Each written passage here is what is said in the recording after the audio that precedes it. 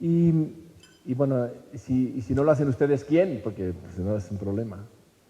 Yo quisiera intentar en este ratito que tenemos concluir con una serie de reflexiones que ojalá les ayuden a ustedes como a cerrar todo lo que durante estos 3 días se ha ido viendo, ¿no? Si no lo hago yo, ¿quién? Ese es un momento en el que quizá cada uno de nosotros puede verse impulsado a actuar de alguna manera, a hacer algo, a moverse de alguna manera. Y sobre todo cuando durante estos días nos han estado hablando de todo lo que hay alrededor, de la situación, del mundo, del ambiente, de las problemáticas, de los jóvenes, de tantas y tantas cosas, cuando nos han dado herramientas de conocimiento tan interesante. Ustedes han escuchado pláticas muy ricas, ¿no? La del doctor Vidal, la del doctor Jorge López, han sido pláticas riquísimas todas ellas, que sin duda son como, no solamente son rollos que nos echan conceptuales, sino también les han ido dando a cada una de ustedes herramientas para poder seguir trabajando. Y a lo mejor también alguno de ustedes tenía preguntas en su corazón que en estos 3 días se han podido ir resolviendo. Pero de pronto, lo que nos puede pasar a todos, ¿no?, es que teniendo todo esto, hoy en la tarde nos encontramos con la realidad cotidiana, la de todos los días, ¿no?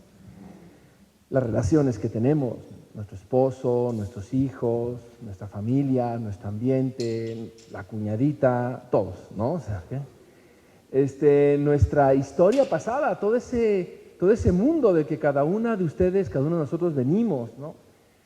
Te van a encontrar con los mismos errores que dejaron cometidos, no han cambiado, no se preocupen, no se han solucionado solos, no ha habido ningún problema. Como también nos encontramos con estructuras de vida que ya tenemos instaladas. Las estructuras del colegio, las estructuras de la casa, las estructuras del ambiente, las estructuras de la familia propia o la familia política. Cómo nos vamos a encontrar en esta realidad cotidiana con actitudes que ya están consolidadas. No porque a veces uno viene aquí y de pronto ya el esposo decide ser mejor, ¿no? Como te he extrañado 3 días, ¿no? Ahora ya a partir de ahora voy a ser mejor esposo contigo, ¿no? Hay actitudes consolidadas en las personas que es muy difícil modificar, o incluso prejuicios anteriores. Y en esto, empezando por quien les habla, ¿cuántos prejuicios tenemos de cara a personas, situaciones que nos atoran tantísimo en la vida, ¿no? Esta cantidad de prejuicios. Y cómo cuando una persona llega, de pronto esta misma persona se convierte para nosotros en una especie como de obstáculo porque, no, es que fulanito hace 10 años hizo, dijo, dejó de hacer, dejó de decir para nosotros, ¿no? Con lo cual, todo queda igual, ¿no? Como aquel que decía que la filosofía es la ciencia con la cual y sin la cual se queda uno tal cual, ¿no? Entonces, y ese es un riesgo que a lo mejor, no sé, cada uno de nosotros puede experimentar de cara a la vida diaria, ¿no? Que todo vuelve a quedar igual. Las notas las archivamos, las guardamos, ocupan un poquito más de espacio y con un poquito menos de polvo, ¿no? Porque ya hay libros y hay cosas que hemos comprado. Nuestros ordenadores, nuestras computadoras están perfectamente ya ordenadas con todos los archivos bien puestos y ¿no? Y todo vuelve a quedar igual. Esto, no sé ustedes, pero a mí nos acaba generando a todos una mayor frustración. Pero cuando es como quien hace dieta, ¿no? Y empieza la dieta, sigue la dieta, termina la dieta y está en el punto original de la dieta. ¿Ok? Es frustrante. O vas a un tratamiento supuestamente de belleza, ¿no? Y te dicen, oye, no has cambiado mucho, ¿verdad? ¿No? Como aquel marido grosero que llegó su esposa y le dice el marido a ella, ¿de dónde vienes? Y ella le responde, del salón de belleza. Y él le responde, ¿estaba cerrado? ¿No? Después de eso hubo un asesinato en esa casa, ¿no? Pero podemos frustrarnos, ¿no? O sea, ver que le hemos echado ganas, que hemos buscado, podemos frustrarnos. Y nos frustramos mucho más por 2 razones. Una, porque ahora sabemos más cosas. Dos, porque ahora vemos más cosas. Y sin embargo, seguimos igual. Y esto puede llevarnos a decidir dejar de actuar, lo cual es gravísimo. Nos puede llevar a decidir dejar de poner lo que nosotros pensábamos que a nosotros nos tocaba poner. ¿No? Durante estos días, no, voy a hacer esto, voy a tomar esto. Y llegas a la realidad, y la realidad, como una aplanadora, te pasa por encima, ¿verdad? Y al pasarte por encima, te hace tomar decisiones de este estilo. ¿Saben qué? ¿Para qué actuar? ¿Saben qué? ¿Para qué poner en marcha lo que yo pensaba que me tocaba poner? Y entonces todo comienza a quedarse como estaba, ¿no? ¿Sí? Es como aquella frase que dice, vamos a cambiar para quedarnos igual. ¿Sí? ¿Okay? Vamos a cambiar para quedarnos igual. Todo comienza a quedarse como estaba, ¿no? Es como cuando en una casa has barrido y levantas polvo, y de pronto el polvo empieza a sentarse otra vez en su lugar y todo queda en el mismo sitio. Vuelves a pasar la mano así por encima del mueble y te das cuenta de que otra vez hay polvo. Es que nunca salió el polvo, ¿no? Yo no sé por qué en mi casa, es una experiencia muy íntima la que les voy a contar. En mi casa hay dos, está mi cuarto y al lado está el cuarto de baño. Entonces yo normalmente los sábados por la mañana agarraba las alfombras, los tapetes y ¿no? Los sacudía por el cuarto de baño. Y luego siempre me decía, bueno, ¿por qué siempre mi habitación está llena de polvo? Claro, lo que yo no veía hasta que un día me di cuenta es que eso lo hacía con la habitación, con la ventana de la recámara abierta. Con lo cual, el polvo que salía, por así decir, el polvo que salía por el baño, entraba perfectamente otra vez. Aquí me quedo yo, ¿para qué me voy a mover, no? Con lo a gusto que estoy en esta habitación. Entonces entraba. Entonces ese era un poco el problema. Había una magnífica recirculación del polvo. Era una recirculación del polvo. Y todo comienza a quedarse como estaba. Sí y no. ¿Por qué?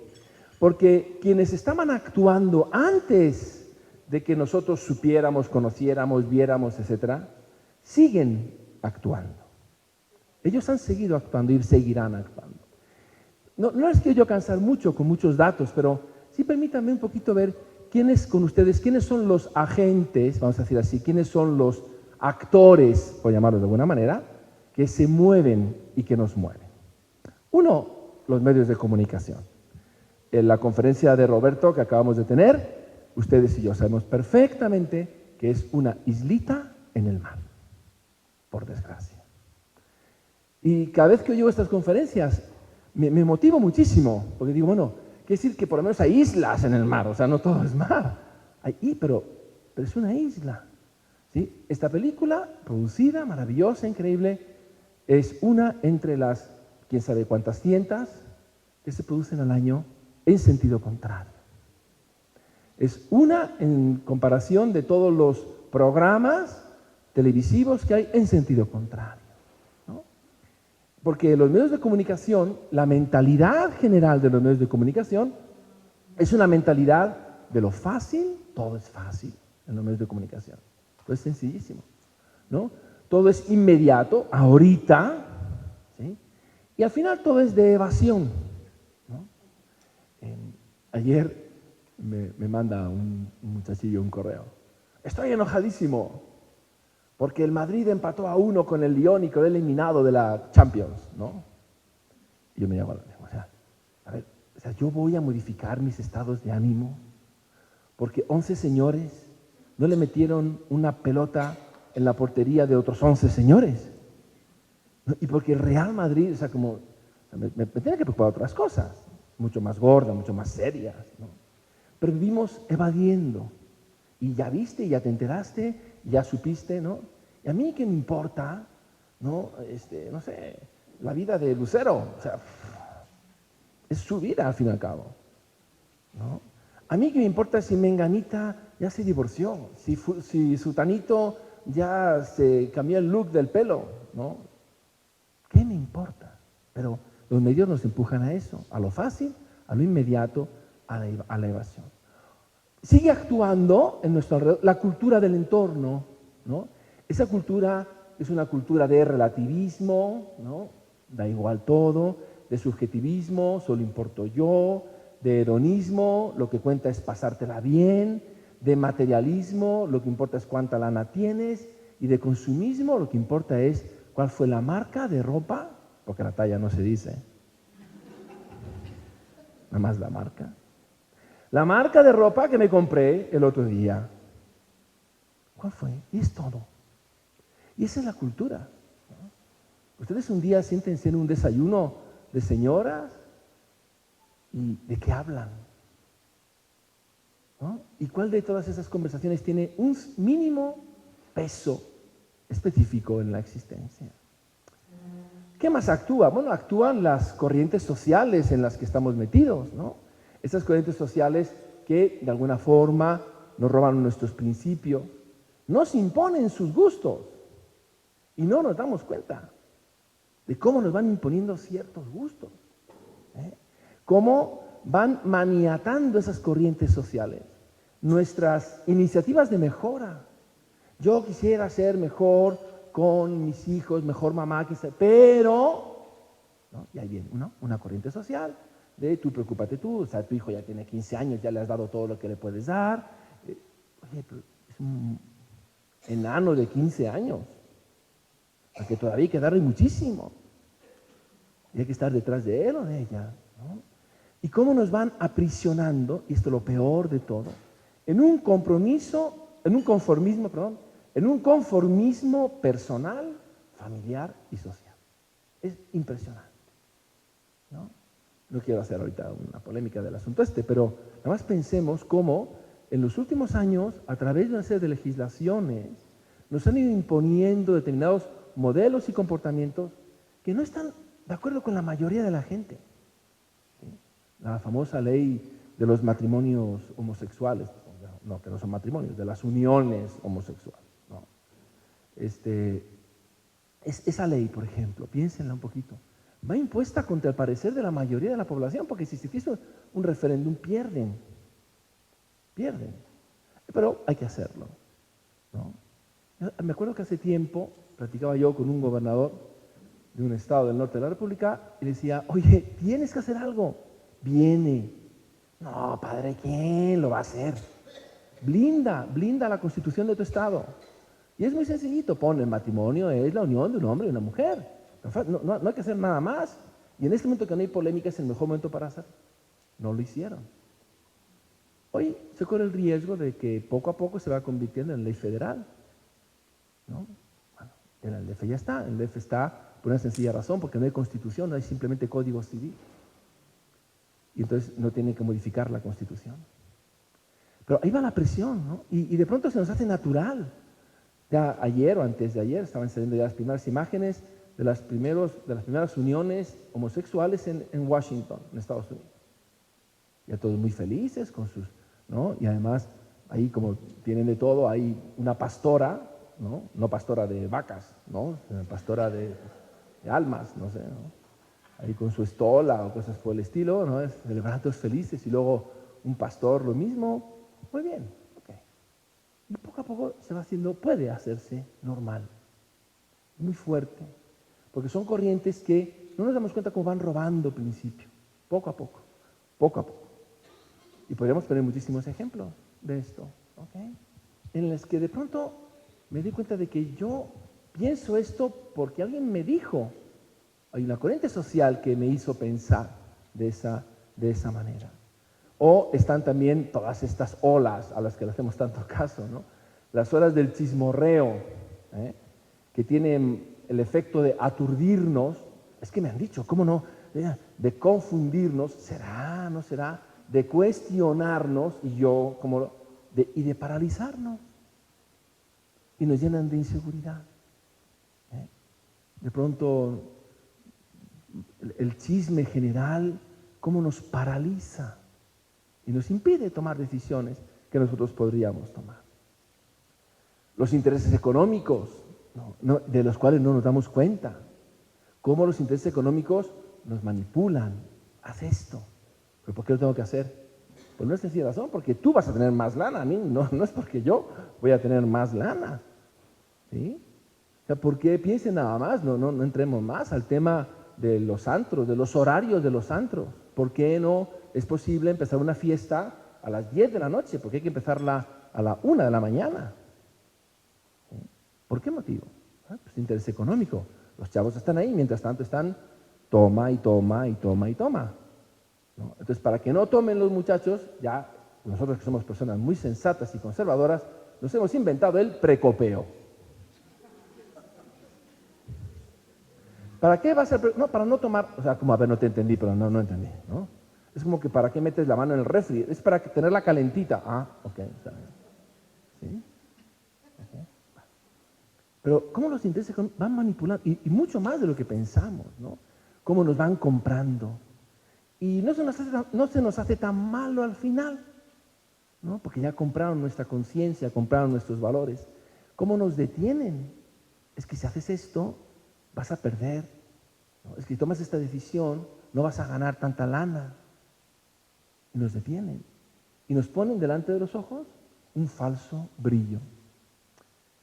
Y finalmente, porque también es interesante esto, ¿no? Los propios miedos y las propias fragilidades.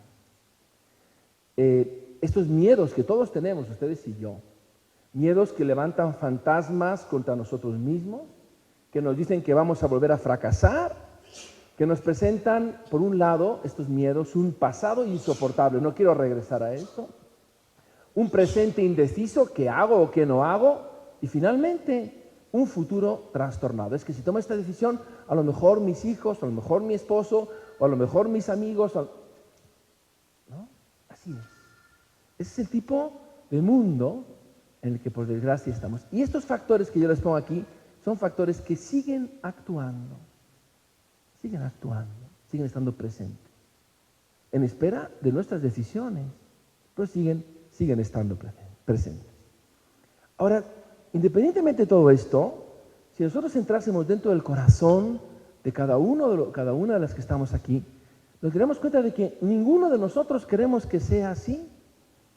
Ninguno de nosotros. Todos queremos cambiar, ¿no? La pregunta es, ¿quién lo puede hacer?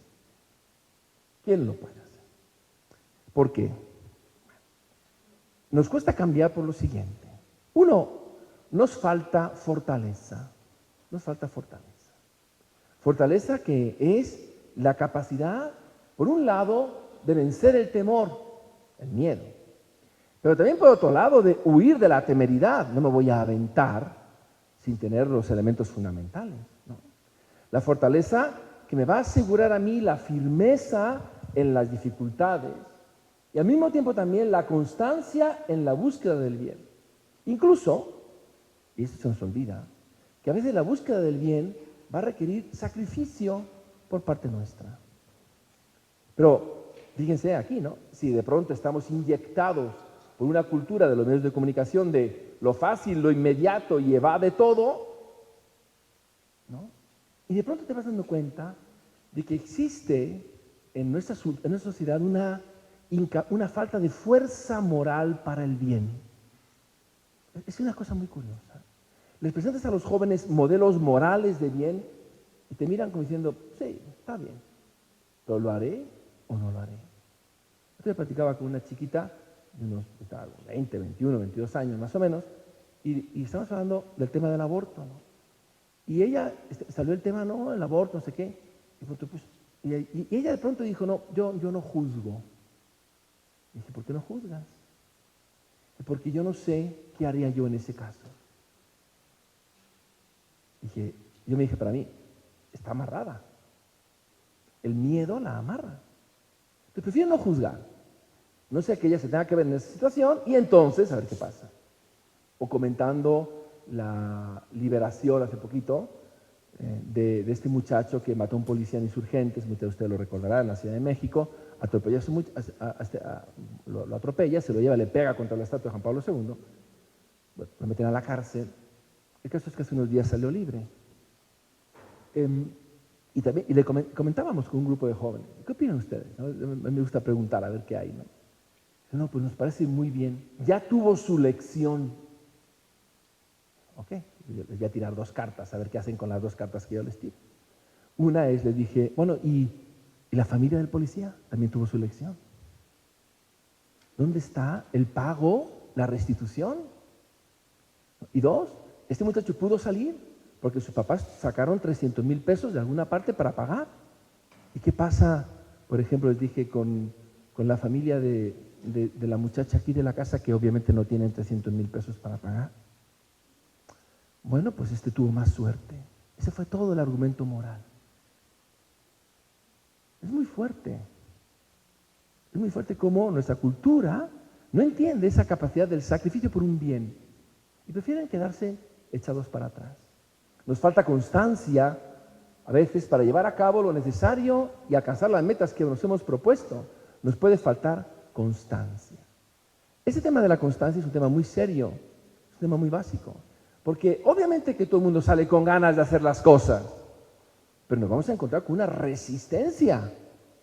Es algo obvio, ¿no? Y esa resistencia con la que nos vamos a encontrar son de dificultades externas, internas, también la misma disminución de la motivación personal a causa del tiempo que transcurre. Es normal, es muy normal esto.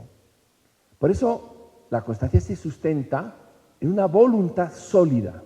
Ahí se sustenta la constancia. Y hay que retomar la constancia.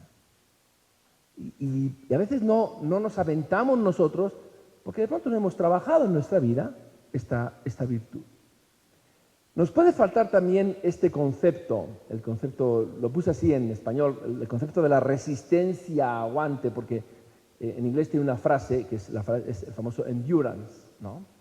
El endurance en inglés está tomado de las carreras, ¿no? De las carreras de fondo. De hecho, iba a ponerme falta fondo, pero no, tampoco, ¿no? Entonces, es el concepto por el cual una persona puede aguantar un ejercicio físico extremo durante mucho tiempo. Eso es el endurance en inglés. De ahí se pasa al aspecto, vamos a decir así, psicológico del mismo concepto de endurance, ¿no? Y este aspecto psicológico lo que hace es aguanto una especie como de extremo moral difícil durante mucho tiempo, ¿no? Puedo aguantar un abuso, una injusticia, puedo aguantar un odio. Ese es el concepto de endurance también en el campo psicológico, en el campo moral, en el campo ético, ¿no? Pero nos puede faltar eso. Cuando uno quiere hacer algo, sabe que va a costar. Y si yo no tengo ese concepto de resistencia aguante, por llamarlo de alguna manera, ¿sí? Obviamente que cuando empiecen a mí los trancazos, pues, es un tema que uno va a decir, ¿ahora qué hago? ¿Ahora qué hago yo? ¿No? ¿Cómo aguanto todo eso? No sé si ustedes conocen la historia de un mexicano que se muere y se va al infierno. Y ese día sabemos también un hindú y un alemán. Entonces el demonio los junta a los 3 y le dice, a ver, miren, díganme ustedes, o sea, están condenados aquí al infierno el resto de sus vidas. Pero, si les quiero decir una cosa, si son capaces de aguantar, ¿sí?, 3 latigazos míos, se van al cielo. Entonces dije, bueno, pues vamos a ver. Y el alemán pregunta, oiga, ¿y podemos ponernos algo en la espalda? Lo que quieran se pueden poner. Entonces el alemán dice, bueno, aquí un montón de acero de las cuencas alemanas, ¿no? Unos 500 metros de acero, ¿no? Una plancha de 500 metros de acero, y ya está, ¿no? Y el demonio agarra su látigo y le pega el primer golpe, ¡shas!, ¿no? Entonces, en ese instante, ¡bum!, ¿no? 400 metros de la plancha se van, ¿no? El pobre alemán se queda así nada más temblando. Viene el segundo trancazo, ¡flash!, y el alemán pega un grito, ¡ah! Lo siento, te quedas en el infierno. Llega el hindú, y el hindú le pregunta al demonio, ¿y tú qué te quieres poner? No, yo nada. ¿Cómo nada? El alemán se iba a poner 500 metros de acero y tú, no, yo nada más, dame 5 minutitos, ya. Entonces se sienta el hindú, respira, expira, respira, ¿no? Y dice, ya estoy listo, ¿no? Y entonces el demonio, seguro, se sienta, agarra el látigo del demonio, ¡shas!, ¿no? Le da un golpetazo y el hindú nada más se tiembla tantito y otra vez retoma su respira, ¿no? El demonio se enoja más y otro, latigazo, ¡fuas!, ¿no? Y el otro lo mismo, y el tercero, ¡fuas!, nada más una lagrimita, ¡pip!, le brota de un ojo una lágrima y nada más, ¿no? Entonces el demonio dice, pues está bien, te vas al cielo, ¿está bien? Te lo ganaste, ¿no? Y llega el mexicano, no. Dice, ¿tú qué te quieres poner? ¿Te puedo pedir lo que sea? Lo que sea. A mí, por favor, que me pongan al hindú. ¿No? A mí que me pongan al hindú, obviamente, ¿no? A veces quisiéramos tener un hindú para ciertas situaciones de la vida en las que sentimos los trancazos, ¿no? que va dando la existencia. Pero es necesaria esa capacidad de resistir, ¿no?, el sufrimiento físico o el sufrimiento moral. Es necesario. Nos puede faltar también este otro concepto que se llama resiliencia, que es un concepto muy interesante, que es el concepto que es la capacidad de proteger la propia integridad bajo una presión y forjar, esto es lo más interesante, un comportamiento positivo ante las circunstancias difíciles. Una muerte, un desastre, un fracaso, una fractura, una ruptura moral, una ruptura familiar, una pérdida irremediable, todo eso, el ser humano puede tener la capacidad de resistirse ante esa destrucción que no puede evitar, porque no se trata de resistir para evitar la destrucción, no. Se trata de resistir, que es el caso del endurance de arriba. En este caso la destrucción es inevitable. Y sin embargo, ante esa destrucción inevitable, tú eres capaz de no solamente de aguantar, ¿no?, sino que además le sacas elementos positivos. Eso es el concepto de resiliencia.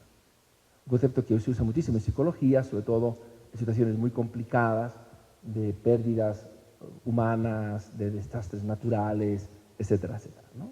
Pero nos puede faltar también, ¿ok? ¿Qué más nos puede faltar? Otra cosa más que nos puede faltar.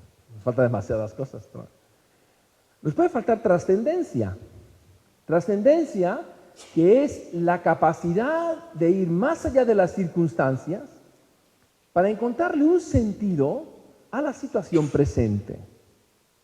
Y ese sentido, a mí se me ocurría que puede tener como 4 elementos, ¿no?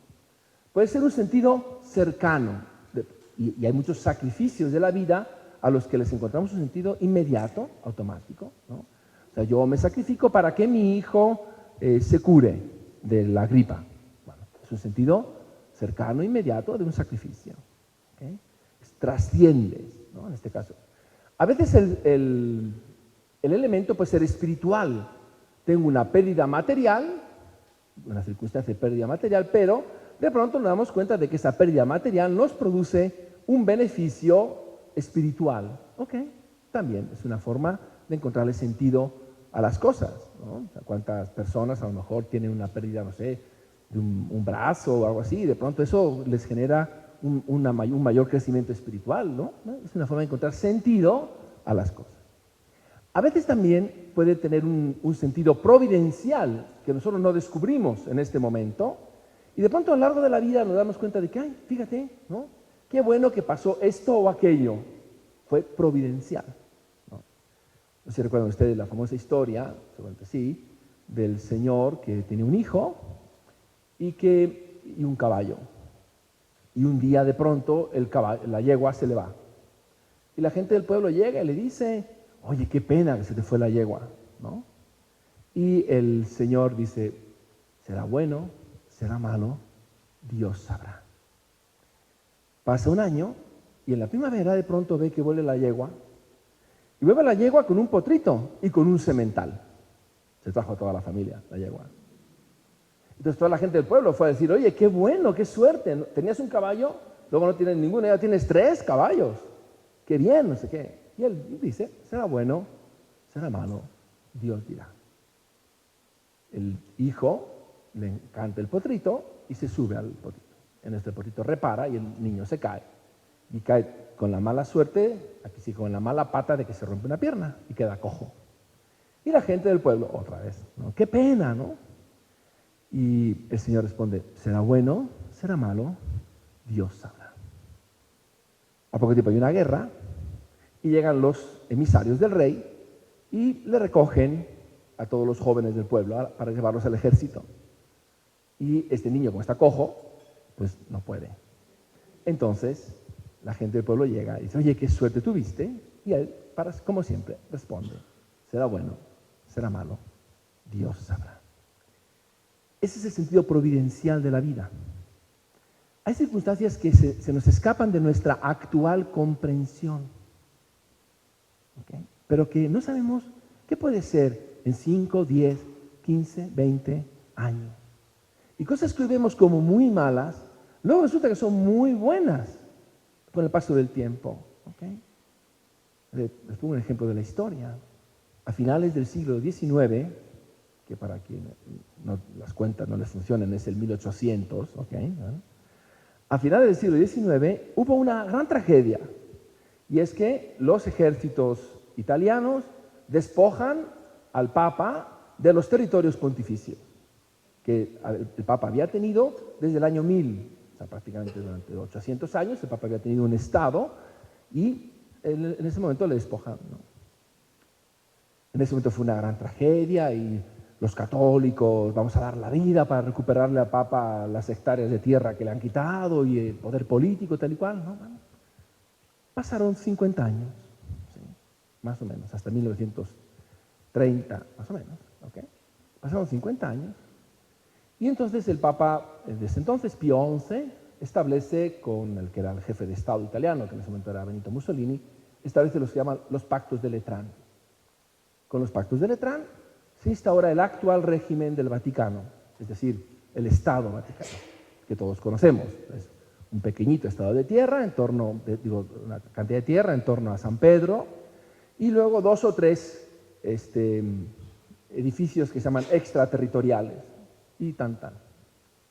Bueno, hoy día nos damos cuenta de qué listo fue Dios al quitarle al Papa los terrenos, los estados pontificios. ¿Por qué hace el Papa hoy peleándose con los sindicatos, con la crisis mundial? O sea, ¿qué haría el Papa hoy con toda esa historia? Porque él era un jefe de Estado. Le quitan al Papa la cualidad de jefe de Estado temporal. Pero lo que de pronto hoy el Papa, gracias a eso, tiene un liderazgo espiritual inmenso. ¿Será bueno? ¿Será malo? Dios dirá. ¿Ok? Ese es el sentido providencial que tenemos que tener de la vida. De pronto hay cosas que tú no entiendes hoy, pero pasan 5, 10, 15 años y perfectamente dices, claro, era por esto, estaba pasando esto.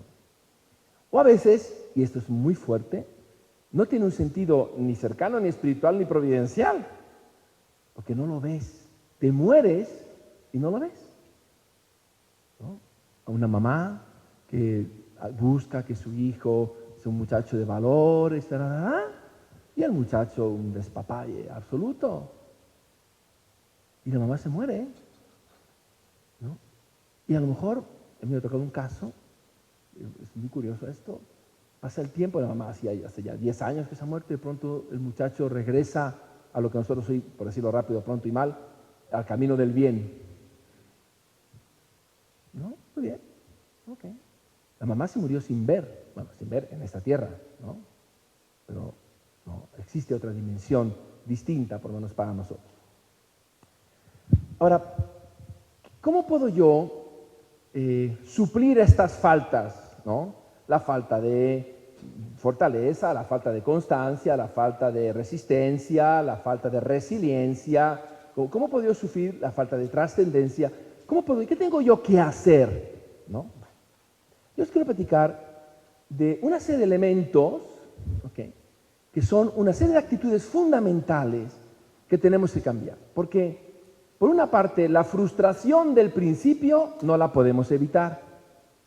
¿Ok? Es decir, tenemos muchas ganas de hacer las cosas, la realidad nos pega en la nariz. Eso no lo podemos evitar.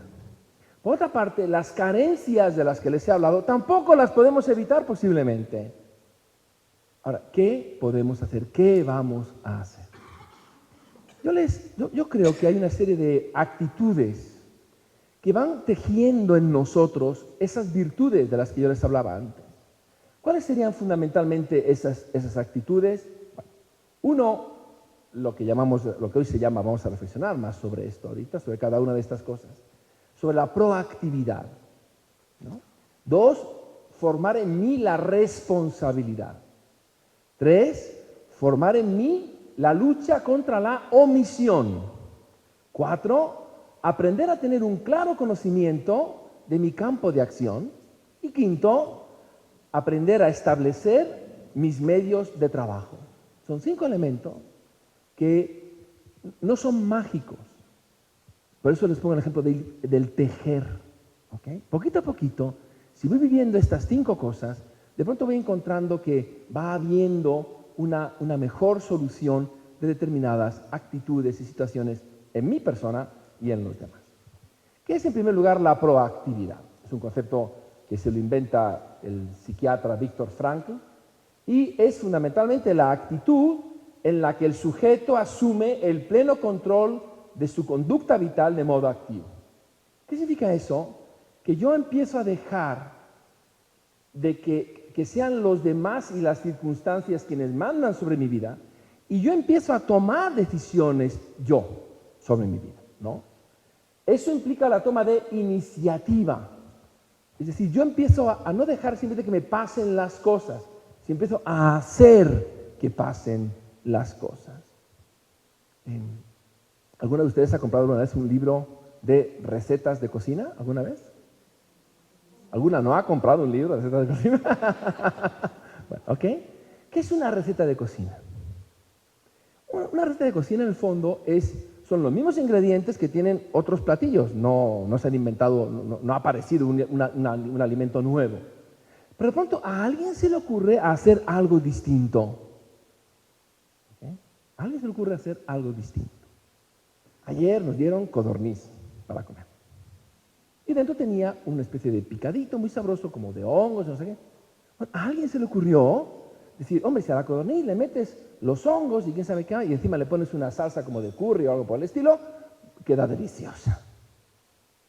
Y a lo mejor al principio a alguien no le gustó, ¿no? Ah, qué interesante, funciona. Bueno, este ejemplo tan trascendente, que teológico que yo les acabo de poner, ¿no? Se aplica a toda la vida. Si yo no tengo iniciativa, yo sigo dejando que las cosas me pasen, en vez de hacer que las cosas pasen, obviamente las cosas me pasan, pero por encima, con todos los problemas que esto tiene, ¿no? Y por eso es muy básico en esto el ir trabajando muchísimo en la libertad de elección sobre las circunstancias de la vida. Hay una historia, una conversación muy interesante en uno de los grandes clásicos de la literatura moderna que se llama El Señor de los Anillos, de un escritor inglés que es Tolkien, en la que están platicando dos de los personajes. Uno es como un mago que se llama Gandalf y otro es un enanito que se llama Frodo. Y están hablando de lo tremendo que viene la situación, de lo complejo que viene la situación. Y entonces Frodo le dice a Gandalf, yo no quisiera vivir en estos tiempos, no me gusta vivir los tiempos que estoy viviendo. Y Gandalf le dice, a mí tampoco. Y luego añade, y esta es la frase interesante, a ninguno de nosotros nos es dado elegir el tiempo en que vivir, pero todos nosotros podemos decidir qué hacer con el tiempo en el cual vivimos. Eso sí lo podemos hacer. A lo mejor algunos de ustedes dirán, no, es que si yo hubiera vivido en los años 60, habría tenido menos problemas. ¿Sí? Si hubiera vivido en los años 50 o 40, habría tenido menos problemas, ¿no? Los problemas que sus hijos, sobre todo las más jovencitas de ustedes, van a tener que enfrentar son mucho más complejos que los problemas que ustedes enfrentaron a su misma edad. Mucho más complejo. No nos es dado elegir qué tiempos vamos a vivir. Eso no depende de nosotros. Pero sí podemos elegir qué hacer con el tiempo en el cual vivimos. Esa es la libertad de elección ante las diversas circunstancias de la vida. Proactividad es asumir la responsabilidad de hacer que las cosas sucedan. Y eso es fundamental. yo voy a decir que algo pase con mis hijos, en mi matrimonio. ¿Por qué de pronto se mete la rutina en la vida familiar? Por esto, porque de pronto ya no pasa nada, ¿no? En la familia ya no pasa nada, la situación es la misma, yo no hago que pase nada. ¿Por qué de pronto mis hijos llegan con, mamá, me voy a hacer un piercing? Estoy haciendo un agujero aquí, ¿eh? No, aquí. Bueno, quién sabe qué otra parte del cuerpo, ¿no? O me quiero hacer un tatuaje. Depende de ti, que la situación pase sobre ti o decir no. ¿Sí? O decir no. Y así como este comportamiento que es chiquito, hay tantas otras situaciones en las cuales uno puede estar activo o pasivo, cualquiera de las dos. Para eso es necesario moverse con valores. Pero ojo, señora, valores que yo medito y yo selecciono. Valores que yo medito y yo selecciono. ¿Por qué tenemos principios cristianos? ¿Los sabemos defender? ¿Por qué tenemos principios de una ética humanista? ¿Los sabemos defender? ¿O nada más es una tradición ignorante en nuestras vidas? ¿O nada más es una tradición ignorante en nuestras vidas? Es que así fue siempre. Ah, muy bien. Y lo que siempre fue así, en cualquier momento puede dejar de ser así. También es importante ser dueños de las reacciones ante las cosas que pasan alrededor y centrar nuestros esfuerzos en aquellas cosas en las que sí puedo hacer algo. Y centrar mi cabeza y mi afectividad y mi voluntad en lo que sí puedo cambiar. Hay cosas de la vida que no vas a poder cambiar. Tu nuera no la vas a cambiar, ¿no? En tu hijo sí puedes influir. En tus nietos sí puedes influir. Posiblemente en tu nuera no. Bueno, pregúntate, ¿en qué sí voy a cambiar? ¿En qué no voy a cambiar? Y hay una cosa que yo creo, señoras, y cada una aquí analícese muy bien. Vivimos en constante reacción. En vez de ser proactivos, somos simplemente reactivos. ¿Qué significa esto? Que vivimos actuando dependiendo de las circunstancias, de las condiciones, del ambiente social. Vivimos sintiéndonos bien solo si mi entorno está bien. Vamos reaccionando a las cosas. O vamos centrando de pronto los esfuerzos en el círculo de una preocupación de cosas que yo no puedo cambiar. ¿Puedo yo cambiar el cambio famoso así, calentamiento global? ¿Lo puedo cambiar? El calentamiento global, no. No tirar basura, yo sí. Enseñar a mis hijos a no tirar basura, sí. Eso sí lo puedo hacer, ¿no? Plantar más plantas, sí. Eso sí lo puedo hacer. ¿Okay? ¿Puedo yo evitar en la cultura completa la presencia de un lenguaje grosero? No. No vas a poder. Yo puedo evitar el lenguaje grosero. Puedo hacer que mis hijos eviten el lenguaje grosero. ¿Sí? Que en la televisión, no, eso no lo puedo hacer. Porque está fuera de mi control. Y es muy importante saber qué controlo y qué no controlo, ¿no? Y hasta dónde debo controlar y hasta dónde no debo controlar. En ese sentido, hay una frase muy interesante de Gandhi que dice, está hablando de los ingleses, en este caso, cuando la independencia de la India, dice, ellos, porque alguien le dijo, es que nos están quitando nuestro autorrespeto, el respeto a nosotros mismos, nuestra dignidad. Hay cosas que no se pueden hacer, que no están en mi mano, pero de pronto es un resultado, 20,000 por 4 son 80,000, ¿sí? Por 12 son un montón. ¿Correcto? Eso es. Esos son resultados concretos que se van haciendo en la vida. Bueno, pregúntese usted, bueno, ¿qué resultados sí puedo obtener? No, nada más qué es lo que me cuesta muchísimo obtener. Otro elemento. Entonces, proactividad. Segundo, responsabilidad. La responsabilidad que es la capacidad para reconocer las consecuencias de un hecho que uno ha llevado a cabo. Y segundo, es ocasionar de forma consciente un hecho y asumir sus consecuencias. Eso es ser responsable. Y es muy importante querer ser responsable. Nuestra cultura nos invita a no ser responsables. Lávate las manos. Yo no fui, fue Tete. ¿Sí? A eso nos invita nuestra cultura. Aprendamos a ser responsables. Enseñemos, cada uno de ustedes, a sus hijos, a ser responsables, a hacer cosas y a que esas cosas tienen consecuencias y a asumir valientemente las consecuencias. ¿No? Si no, nos vamos convirtiendo en una cantidad de personas verdaderamente ineptos. ¿No? ¿Vieron ustedes la película de Wall-E? Wall-E. ¿Sí? ¿Sí vieron? Eva, ¿no? Y Wall-E. ¿Sí se la vieron? Bueno, es bastante mala, pero simpática. Pero hay un dato que me llama mucho la atención. ¿Se fijan que todos los humanos son personas absolutamente inútiles? Los que viven en la nave espacial allá arriba son inútiles, todos gordísimos, echados en una poltrona. Y les dice, bueno, ¿y qué pasará? ¿No?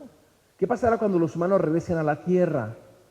Y entonces, dice un personaje, sus huesos tendrán que fortalecerse de nuevo, porque han vivido apoltronados, literalmente, durante mucho tiempo. ¿No? Habrá que fortalecer de nuevo los huesos. Entonces, el capitán de la nave, en una determinada situación, pudiendo tomar la postura cómoda de quedarse en la nave un tiempo más, toma la postura valiente, responsable, sabiendo que tienen que empezar de nuevo. Pero es preferible eso a quedarse en la poltrona. Bueno, es aplicable a muchas cosas la parábola de Wall-E. ¿Sí? Aplicable. Tenemos que aprender a aplicar eso a nuestra vida. Porque solamente los seres humanos libres son responsables. Y solamente existe responsabilidad en una sociedad en la que puede existir libertad. Si vamos permitiendo que nos quiten las responsabilidades, también nos quitan, ojo, la libertad. Y no es frase de Braveheart, ¿no? ¿Okay? De encinas, ¿eh? También nos quitan la libertad. Una sociedad que cultiva el robo de la responsabilidad es una sociedad que cultiva el robo de la libertad verdadera.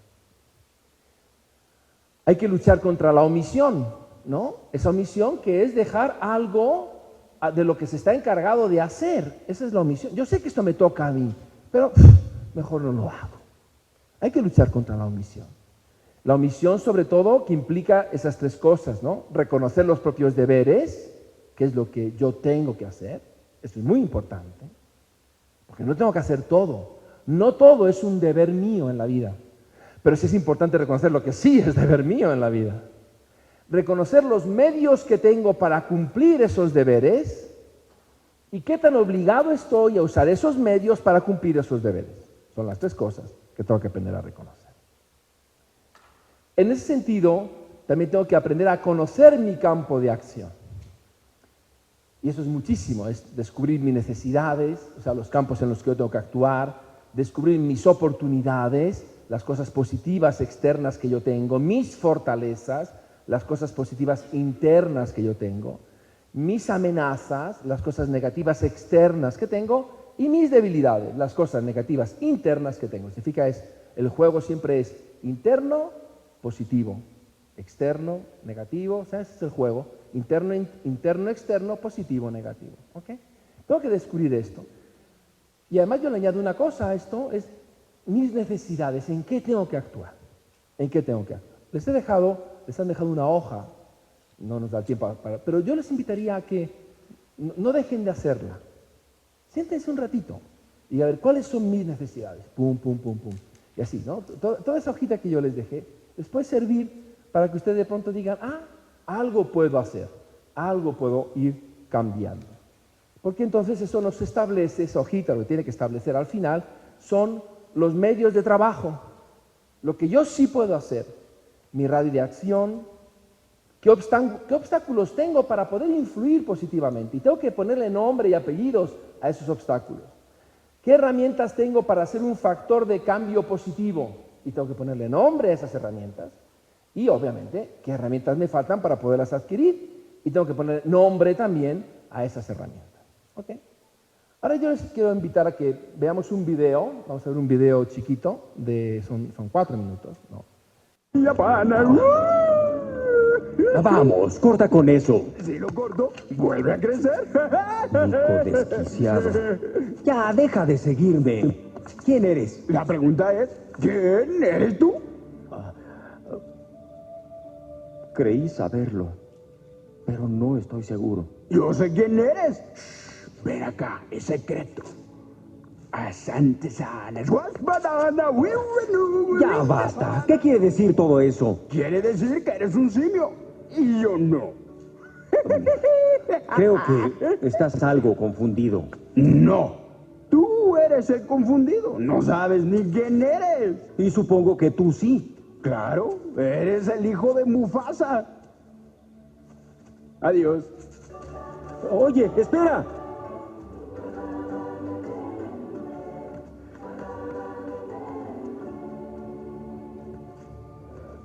¿Conociste a mi padre? Corrección, conozco a tu padre. No quisiera decírtelo, pero él murió hace mucho tiempo. ¿No? ¡Te equivocas! Está vivo y te lo voy a mostrar. Sigue al viejo Rafiki, conoce el camino. Ven.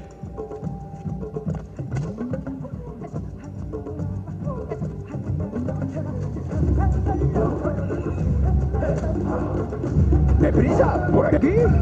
Oye, espérame. ¡Vamos! ¡Camina! No tan a prisa. Espera, por favor.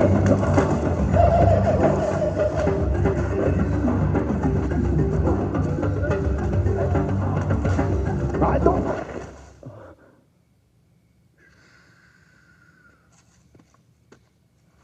Mira allá abajo.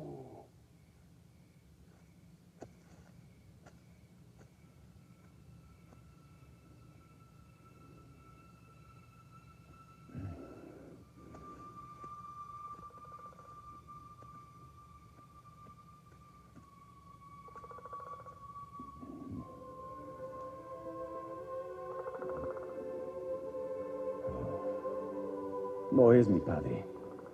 Es solo mi reflejo. No. Ahí está.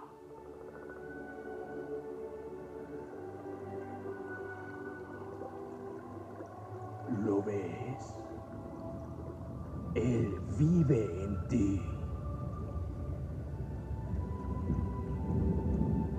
Simba, ¿Padre?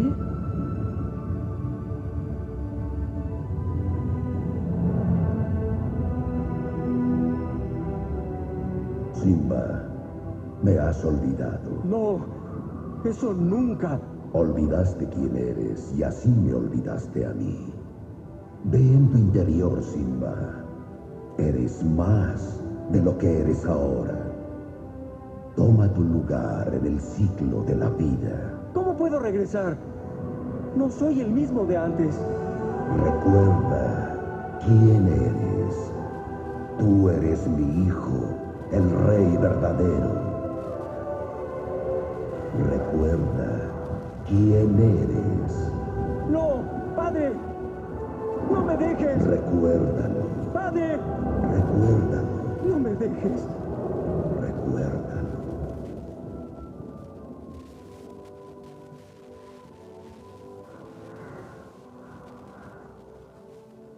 ¿Qué fue eso? El clima. Muy peculiar. ¿No crees? Sí.